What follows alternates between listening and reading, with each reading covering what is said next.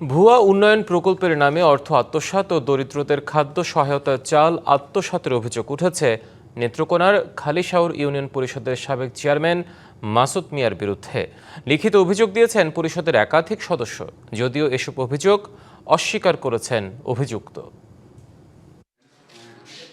সম্প্রতি নেত্রকোনার পূর্বধলার খলিশাউর ইউনিয়ন পরিষদে ভুয়া প্রকল্পের নামে প্রায় ৮ লাখ টাকা আত্মসাতের অভিযোগ উঠেছে সাবেক ভারপ্রাপ্ত চেয়ারম্যান মাসুদ মিয়ার বিরুদ্ধে।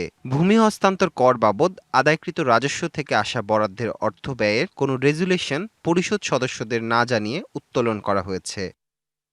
প্রকল্পের সড়কে মাটি ভরাট করার কথা থাকলেও তা কাটা হয়নি, এমন অভিযোগও আছে। ১-১.৫ মাস ২ মাসের ভিতরে কোনো মাটি কাটা কাজ হয়েছে না। আপনার মাস ৩ মাস আগে হয়তো ওই যে বেকু দেয়া সাইডগুলো একটু সমান করছিল আর কি। মাঘ মাস সকালে সাতছে কানেডি সাতছা মাধ্যাহ্ন হালছে গাতা গুতাও হয়েছে, এটির মধ্যে আমরা চলতে আমরা অসুবিধাও।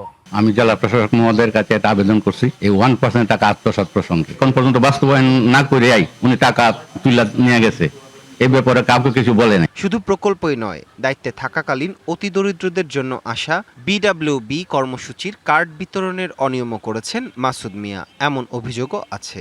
বিজিডি কার্ড লইয়া অনেক ঝামেলা আছে, নাম মিলে না, নাম মিললে ছবি মিলে না, অনেক চাউল যে কে নিতেছে এটাও আমি জানি নাই। সব কার্ড এখানে আছে, পরে মাসুদে বলছি, পরে মাসুদে কইছে যে আমি সবগুলা কার্ড দিয়ে দিছি, এই সময় তো হ্যাঁ চেয়ারম্যানই নাই। ৮ লক্ষ টাকা আমার ইউনিয়ন পরিষদে আসছে। প্রকল্প বাস্তবায়ন করার পর এই টাকা উত্তোলন করতে হয়, কিন্তু কিভাবে টাকা উত্তোলন করছে এটা এরকম কোনো প্রমাণাদি ইউনিয়ন পরিষদে কোনো রেজুলেশন নাই।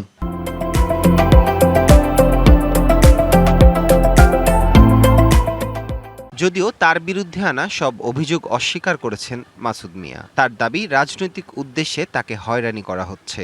এটা ভুল বলছে, এটা ওরা আমার প্রতিহিংসামূলক ভাবে বলতেছে। আমি প্রকল্পগুলো আমি নিজেই দেখাবো, তারা যেটা বলছে কতটুকু সত্য মিথ্যা। প্রশাসকের সময় কার্ডগুলা বিতরণ করতে তখন তো আমি ছিলাম না, কার্ড একজনের কার্ড আরেকজনকে দিয়ে দিচ্ছি, যেগুলো সেগুলো আমি আবার তথ্য নিয়ে ফিরিয়ে দিচ্ছি। ৩ সদস্যের তদন্ত কমিটি গঠন করেছে উপজেলা প্রশাসন। প্রতিবেদন অনুযায়ী প্রয়োজনীয় ব্যবস্থা নেওয়া হবে বলে জানান উপজেলা নির্বাহী কর্মকর্তা। আমাদের যে 1% টাকা যেটি রয়েছে সেটি যদি অন্য জায়গায় খরচ হয়ে থাকে বা অবৈধভাবে খরচ হয়ে থাকে, এই বিষয়ে আমরা একটা অভিযোগ পেয়েছি। ইতিমধ্যে আমরা ৩ সদস্য বিশিষ্ট একটি কমিটি করেছি। সেই কমিটি তদন্ত করে প্রতিবেদন দাখিল করলে আমরা আইন অনুযায়ী প্রয়োজনীয় ব্যবস্থা গ্রহণ করব। সরকারি অর্থ ও খাদ্য আত্মসাতের অভিযোগ, সুষ্ঠু তদন্ত এবং জড়িতদের বিরুদ্ধে ব্যবস্থা গ্রহণের দাবি এলাকাবাসীর। DBC news desk.